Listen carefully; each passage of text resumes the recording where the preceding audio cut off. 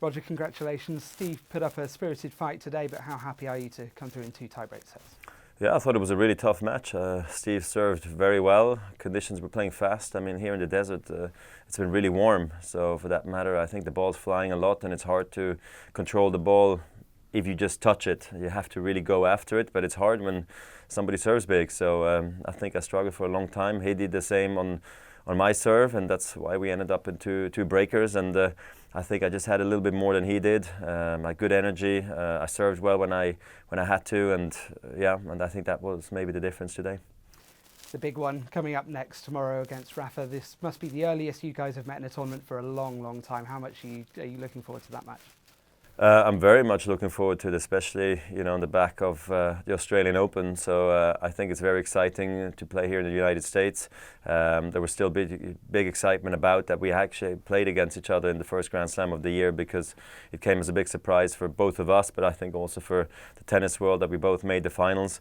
It was a huge surprise for me, I can tell you that, because on the comeback and him on the comeback, for both of us to make it was quite crazy. So to play against each other again this early in a tournament, I think it's definitely a bit different than in the past, but at the same time, I think it helps both of us because we come into this match feeling actually quite fresh because it's still so early in the tournament. That's how I feel anyway. And it's going to play different here. It's a bit more jumpy and it's a bit slower overall. And we're not quite maybe feeling as good as we did in the finals of Australia because we just didn't put in the hours yet. And it being a best of 3 set match, I think it's going to be more of a sprint than a marathon to the finish line. So it'll be quite exciting. So for all the reasons you've just given about the different circumstances here, will you make a conscious effort to make a different tactical approach to tomorrow's game?